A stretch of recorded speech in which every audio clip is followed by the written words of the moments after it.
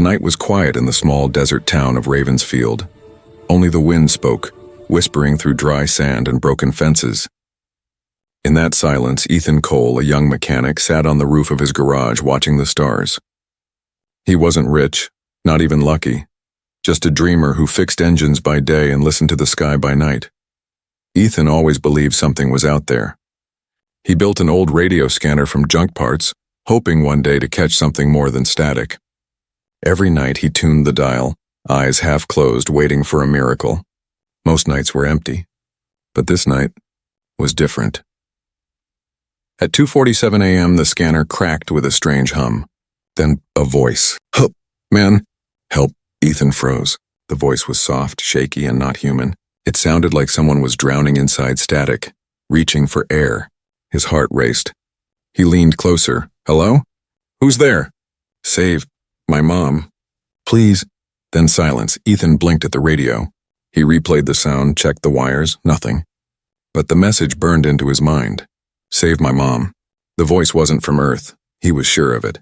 The next day, Ethan told no one. People already thought he was a little crazy, especially Officer Dana, his childhood friend. When she visited his garage for her car checkup, she smiled and said, "Still chasing aliens, Ethan?" He tried to laugh. "Maybe one of them finally called me." She rolled her eyes. "Yeah? Tell them to pay their parking tickets." But Ethan couldn't joke about it. That voice, and it was real. That night he tuned in again. Nothing. Hours passed. His eyes grew heavy.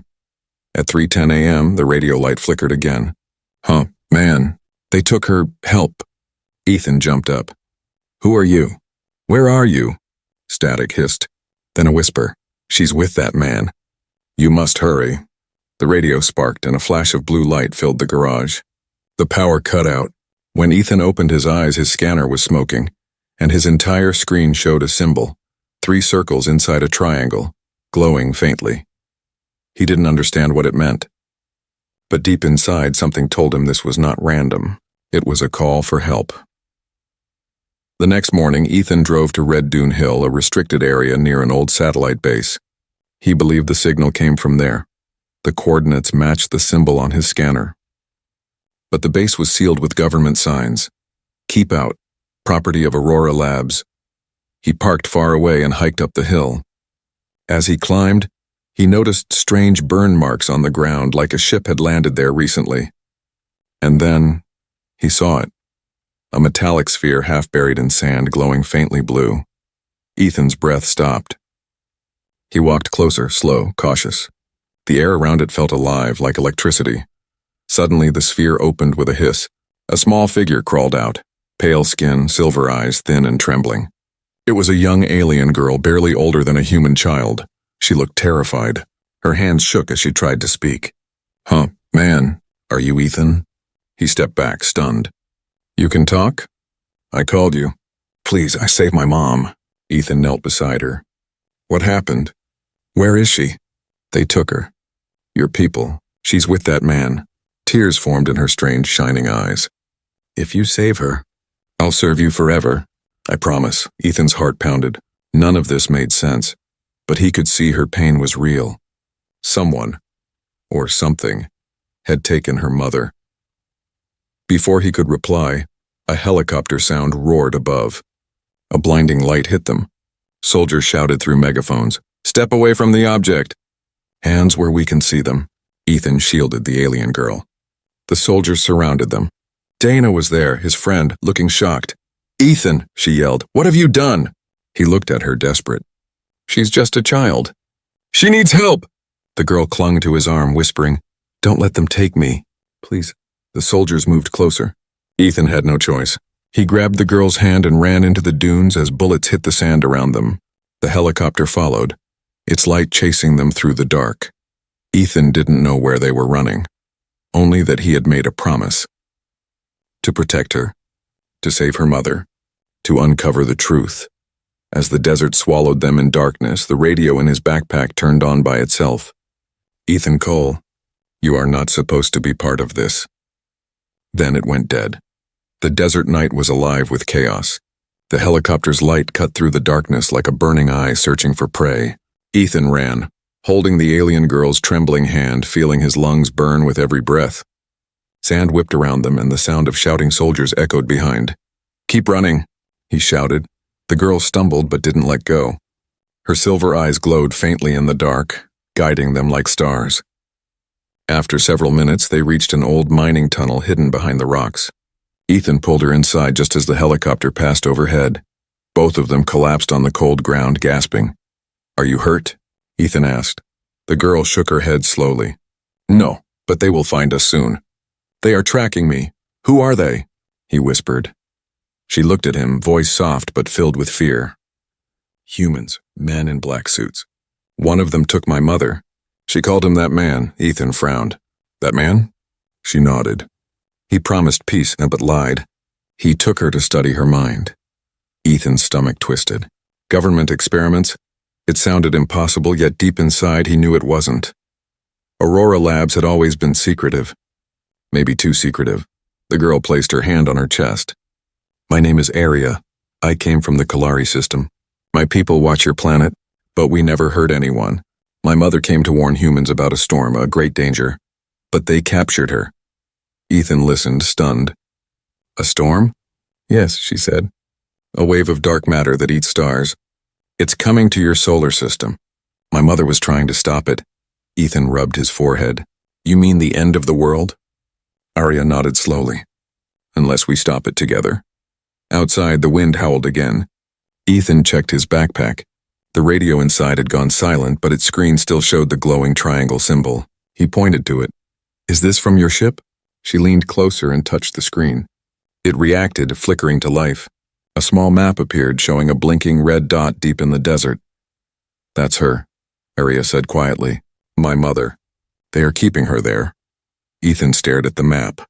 The red dot was at least 50 miles away, inside the restricted zone of Aurora Labs. He sighed. "How do we even get there? Soldiers are everywhere." Aria reached into the small silver pendant around her neck and pulled out a tiny crystal. It glowed softly in her hand. "This can hide us," she said. For a little time, she crushed the crystal. A wave of light swept over them, and suddenly their bodies shimmered and vanished from sight. Ethan gasped. "We're invisible?" She smiled weakly. "For 1 hour." They moved through the dunes silently. Ethan's mind was racing, all about the girl, her mother, the storm, and that man. Every instinct told him he was walking into danger, yet he couldn't stop. Something about Aria's voice, her trust in him, felt real. As they approached the fence of Aurora Labs, the ground vibrated. A loud mechanical noise echoed, drones scanning the area. Ethan crouched low. Through the fence, he saw a large building shining under floodlights. Scientists in white coats moved around something inside a glass chamber, and there, suspended in blue light, was a tall alien woman. Her body was covered in silver patterns, her eyes closed. Aria's lips trembled. "Mom?" Ethan grabbed her hand. "We'll get her out." They crawled closer to the main gate. The invisibility began to fade, faint sparks around their bodies. Ethan knew they had seconds left. He found an access panel near the side wall. With his mechanic's instincts, he pulled out a small screwdriver and started bypassing the circuit. Sparks flew and the lock clicked open. They slipped inside. The hallway smelled like chemicals and fear. Computer screens glowed with alien symbols and human data. Aria touched one of the screens. Her mother's heartbeat appeared. Still alive. Suddenly a voice echoed from behind them. "Well, well." The hero mechanic and his little stowaway. Ethan spun around. A tall man in a black coat stood in the shadows. Sharp eyes, calm smile. The badge on his chest read, "Dr. Ryland Kane, Director of Aurora Labs." Aria froze. You're the man." Dr. Kane stepped closer. "Your mother volunteered, my dear. She wanted to help us understand your power. But you—" He looked at Ethan. "You've made things complicated," Ethan glared. "She's a child, not your experiment." Kane chuckled. "Oh, Ethan Cole, you have no idea who she really is. She's not just an alien girl. She's a weapon." Before Ethan could react, armed guards rushed in. Aria screamed, and the lights exploded in a flash of blue energy. The room filled with a strange humming. Every device around them started floating. Ethan shielded his face as Aria's body glowed brighter, her eyes turning completely silver. Kane shouted, "Sedate her! Now!" But it was too late. A wave of energy burst from Arya, throwing everyone against the walls. Glass shattered, alarm screamed. Ethan grabbed her hand again, pulling her through the smoke. "Run!" he yelled.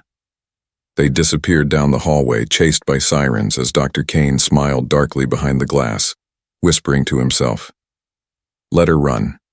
She'll lead us straight to the mother." The underground alarm screamed through the metal corridors as red lights flashed like angry eyes. Ethan's boots pounded against the steel floor while he pulled Arya behind him. Smoke and dust swirled through the hall. Above them, the lab burned, but below, something deeper waited. "Down here," Ethan shouted. He spotted an open maintenance hatch and climbed down a ladder into the darkness. Arya followed, glowing faintly blue in the shadows. They landed in a tunnel, old, damp, and silent. Pipes ran along the ceiling like black veins. Ethan leaned against the wall, catching his breath. "Are you okay?" he asked. Arya nodded, her silver hair glowing softly. "I didn't mean to hurt them. It just happened. It's okay," Ethan said. "You saved us." She looked at her hands, still trembling. "When I get scared, my energy wakes up. My mother said it's part of who we are. But if I lose control, it can destroy everything around me." Ethan looked at her gently. "Then let's make sure you never have to be scared again." They started walking through the tunnel. Strange humming sounds echoed from the walls. Ethan noticed the deeper they went, the colder it got, and the air began to feel heavy. Arya suddenly stopped. "Wait," she whispered. "Do you feel that?" Ethan frowned. "What?" She closed her eyes. "Something. Alive." Before Ethan could answer, the floor shook beneath them. A panel on the wall slid open, revealing a narrow glass tube. Inside floated a dark, swirling mass of energy like a storm trapped in a jar. Lightning flashed within it. A metal plate under the glass read, "Project Echo, Phase 3. Testing. Ethan moved closer. "What is that thing?" Arya stared in horror. "That's the storm. The dark matter my mother tried to stop. They captured a part of it." Ethan stepped back. "You mean this thing is what's coming to Earth?" She nodded slowly. "If it escapes, your planet won't survive."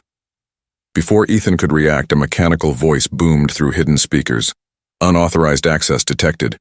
Section 7 lockdown in 10 seconds. Run," Ethan shouted. They sprinted down the tunnel as steel doors started slamming shut behind them. Clang. Clang, clang. One door nearly crushed Ethan's shoulder as he dove through. Sparks flew from the walls. The last door sealed, trapping them in a wide chamber filled with strange equipment, glowing tanks, monitors, and cables running like snakes. Arya gasped. In the center of the room, inside a transparent cylinder, floated her mother.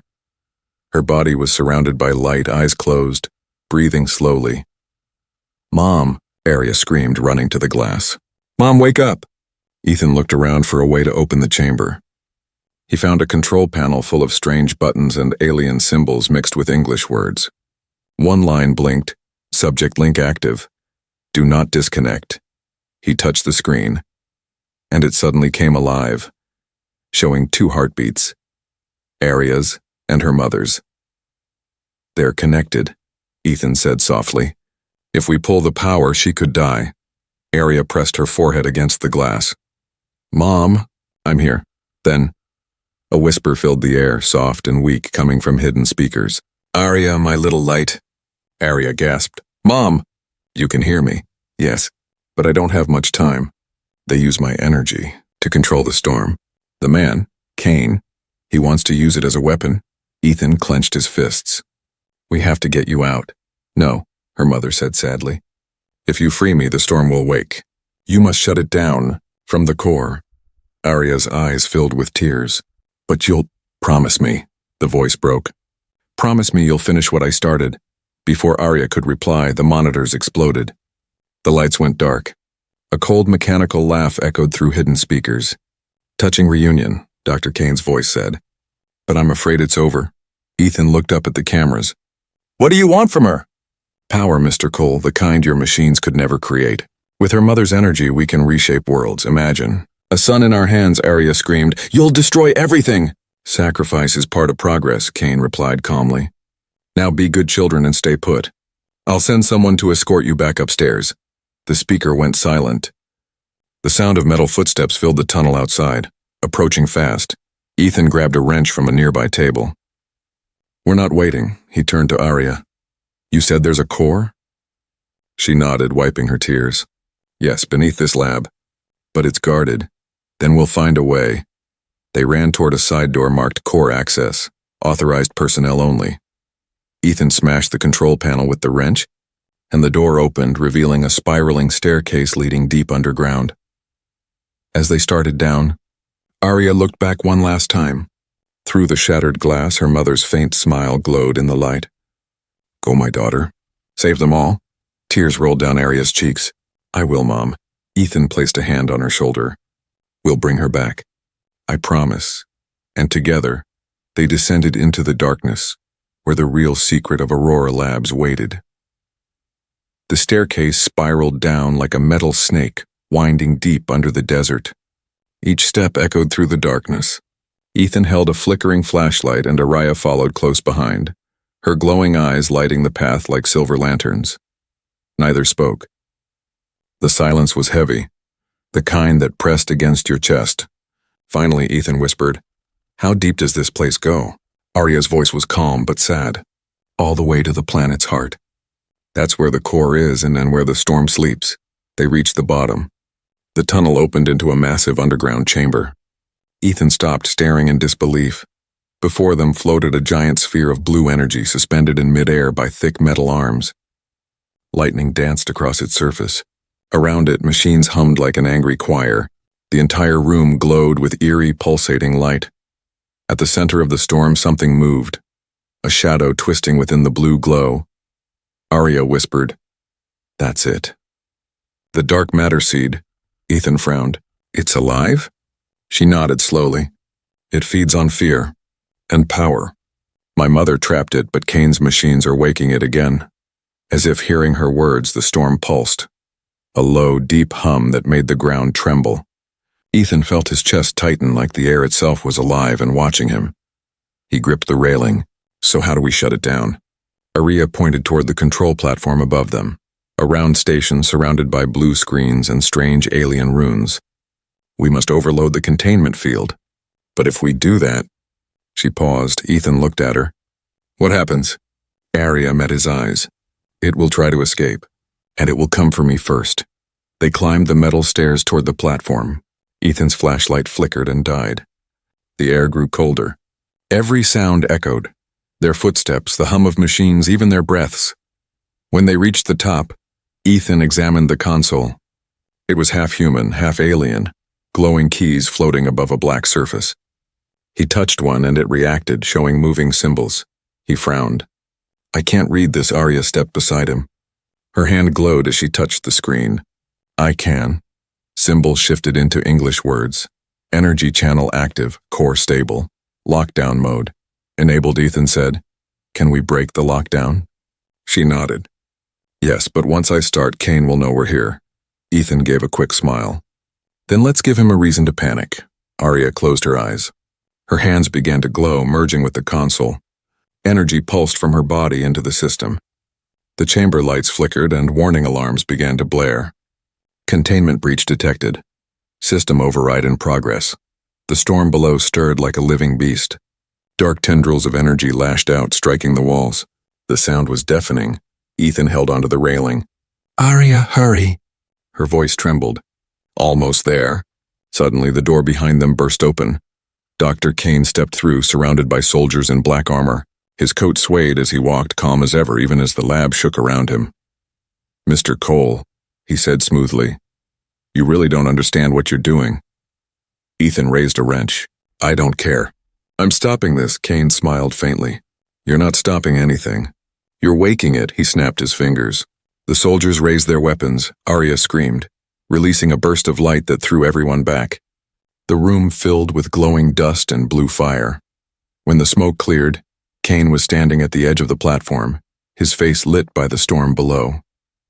She's stronger than I thought, he murmured. But she's still just a child. Arya's eyes shone silver. You hurt my mother.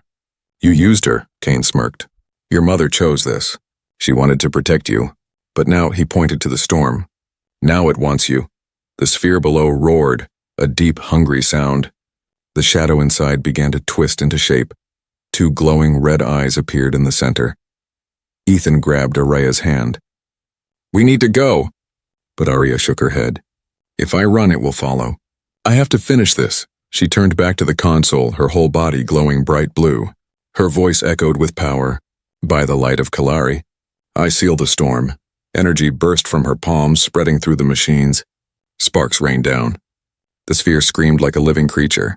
Kane shouted, "No. You'll destroy everything!" Ethan dragged Arya away as the console exploded. The containment field shattered. The storm roared free, swirling into the air like a black hurricane. Arya fell to her knees, weak and pale. "It's awake." Ethan lifted her up. "We're getting out of here." They ran toward the exit as lightning ripped through the walls. The ground cracked, and blue fire chased them down the tunnel. Behind them, Kane stood at the edge of the chaos, his eyes glowing strangely. A thin smile crossed his lips. "Let it come," he whispered. "It's finally awake." Ethan and Arya burst out through a side hatch, collapsing on the desert sand. The ground above Aurora Labs glowed blue, trembling like a living thing. Arya looked back at the burning ground, her voice trembling. "It's not over. That storm, it's not just here to destroy. It's looking for something," Ethan asked softly. "What?" She looked up at the stars. Frankly, the night sky above Ravensfield was no longer calm. Blue lights danced across the horizon like torn lightning veins. The ground still trembled from the blast under Aurora Labs.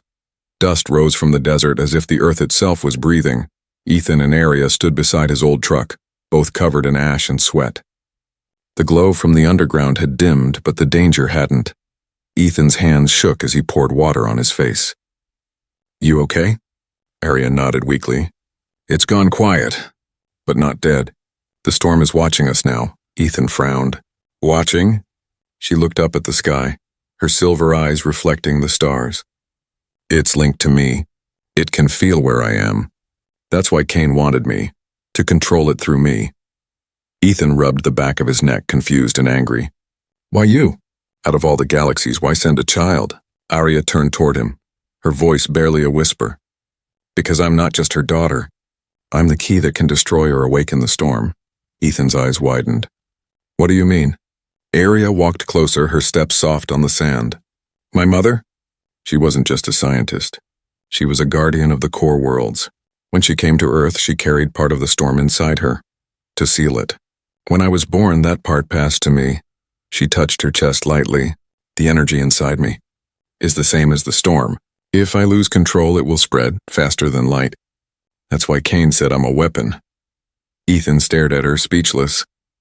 The wind howled through the empty desert, carrying the sound of distant thunder, though no storm clouds were in sight. "So that thing under the lab, it's connected to you," he said quietly. Arya nodded. "And now that it's awake, it's coming for me." In the distance, a deep rumble echoed, like mountains moving. Blue lights began to rise again from the desert floor, twisting into the shape of a spiral storm above the ruins of Aurora Labs. Ethan grabbed his keys. "We can't stay here, get in." They jumped into the truck. The engine roared and he sped across the dunes, the glow chasing behind them like a ghost. The sky turned dark blue as the storm grew, stretching upward, reaching for the stars. "What do we do now?" Ethan asked, shouting over the wind. Arya closed her eyes. "There's one place that can stop it, the old satellite field outside the city. My mother hid something there." Ethan glanced at her. "Hid what?" She opened her eyes. "The celestial beacon. It's the only thing strong enough to reach the storm's source and shut it down." They drove for miles, racing through the night. Ethan's heart pounded.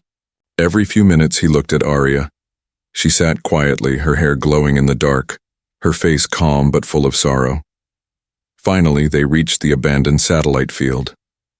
Giant dishes stood like ancient giants staring at the sky, covered in dust and rust.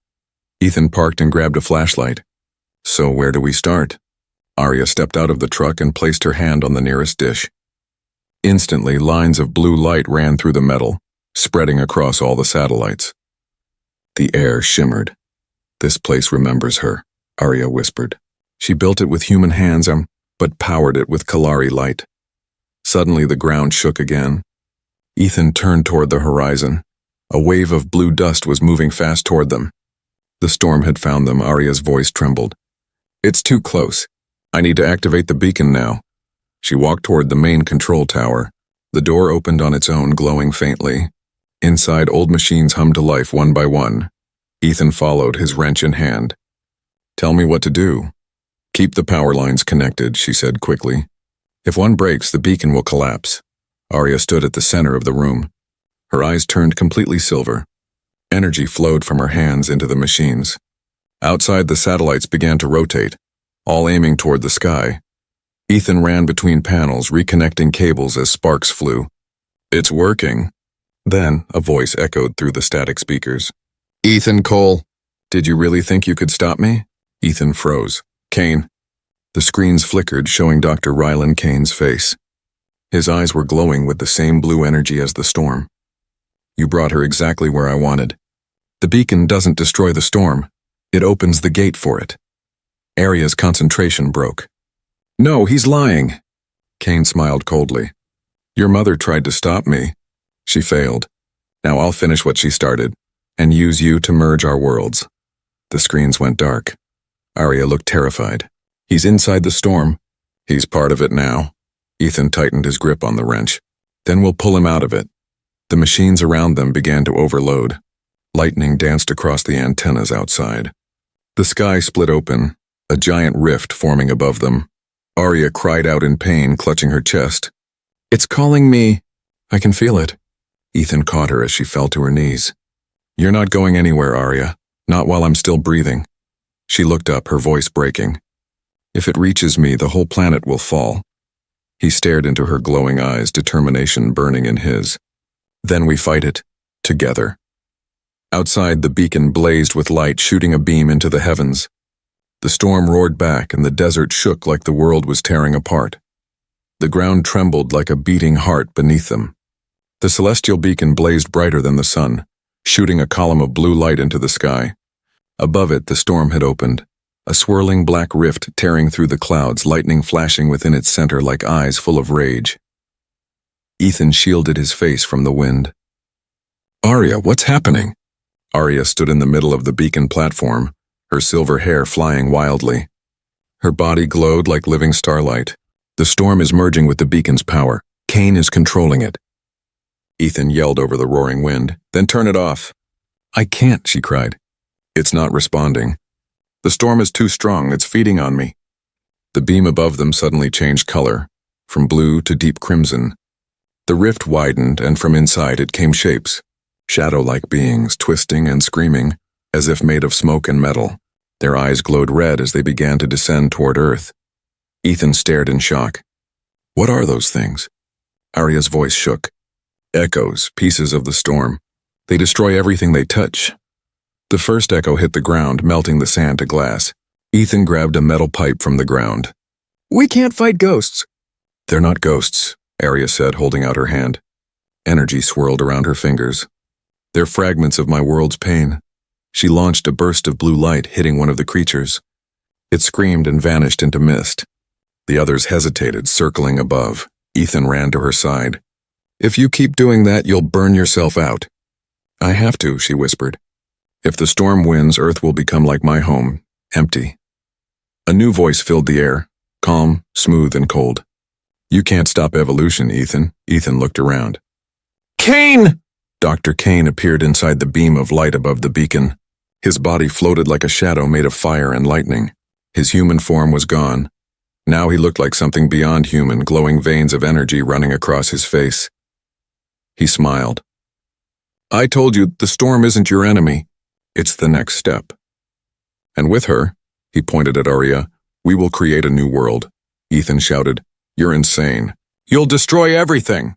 Kane tilted his head. "Destroy? No, it's rebuild. Humanity wasted its chance. It's time to merge with the storm."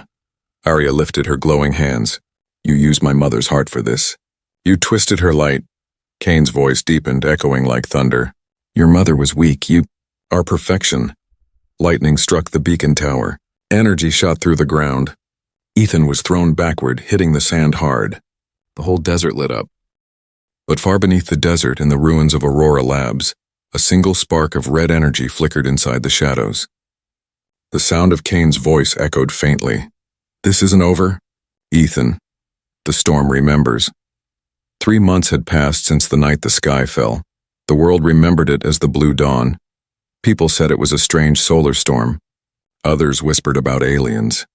But only Ethan Cole knew the truth, that the light which saved Earth wasn't from the sun. It was from her. Aurea. Ethan lived quietly now, repairing old machines in his desert garage. The government had sealed the Aurora ruins and erased all public data. No one mentioned Dr. Kane or the beacon or the storm. It was like the whole thing had been rewritten, except inside Ethan's memory. He often sat under the same sky where it all began, staring at the stars with Aurea's pendant in his hand. It still glowed faintly, like it was alive. Every night he hoped for her voice again, but silence had replaced the static, until one night. The light returned. The pendant pulsed brighter than ever before. Ethan froze. Then he heard it. Ethan. Can you hear me? He stood, heart racing. Aurea, is that really you? Her voice was soft like wind through glass, only a fragment of me. My body's gone, but part of my light survived and inside the storm. He smiled through tears. You stopped it. You saved everyone. Not yet, she whispered. The storm sleeps. But Kane's mind still lives within it. He's trying to rebuild the link. Ethan clenched his fists. Then I'll stop him, like before. No, she said gently. You can't fight what isn't fully real. But there's something you can do. He frowned. What's that? Find the crystal core. My mother hid it before she was captured. It can bring balance and not just destroy or seal the storm. But heal it. Where is it? He asked. The pendant glowed brighter, projecting faint coordinates in the sand. Deep in the northern desert, near the old meteor fields. Go there, Ethan, and remember, no matter what you find, don't lose your light. Her voice faded. The pendant dimmed again. Ethan stood in silence, staring at the faint symbols. Then he grabbed his backpack, flashlight, and the old truck keys. All right, kid, he muttered. One last trip. Hours later, under the cold desert moon, Ethan reached the coordinates. The place looked empty, just rocks and sand. But the air felt wrong, still heavy. He found a crack in the ground, half covered with glassy stones. Inside, a tunnel led down. He took a deep breath and entered. As he moved deeper, the tunnel walls began to glow with blue veins of light. At the end was a chamber. Ancient, beautiful, filled with strange markings.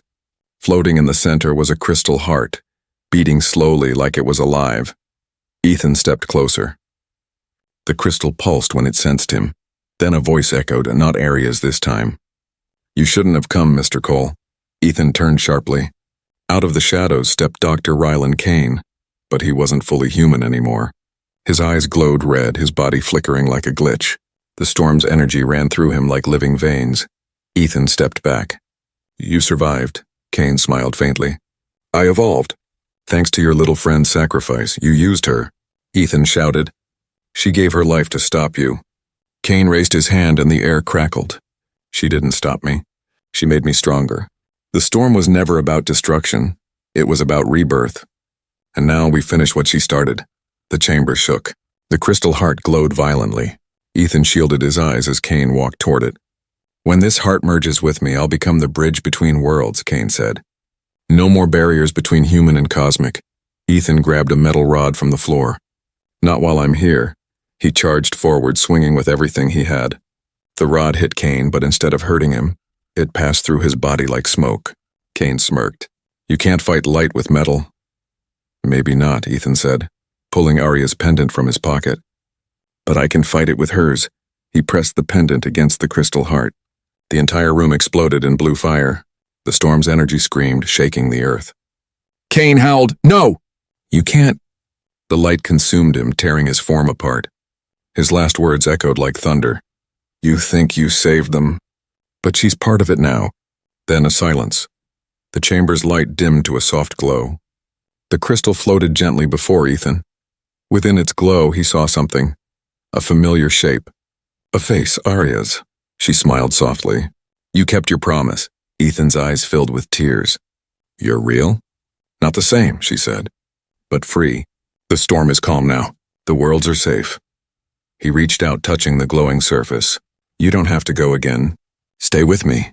Her smile turned bittersweet. I'll always be with you. Just not the way you think. The crystal rose slowly, breaking apart into small glowing fragments that floated upward like fireflies. Ethan watched as they drifted through the tunnel ceiling and into the night sky. Her voice whispered one last time, "Goodbye, Ethan. And thank you for saving my mom." He looked up, watching the lights vanish into the stars. The same stars he used to watch every night, wondering if anyone was out there. Now he knew. He stood alone in the desert, the pendant quiet in his hand. But he smiled, because the sky above him shimmered with a faint silver trail, like a promise that she was still watching.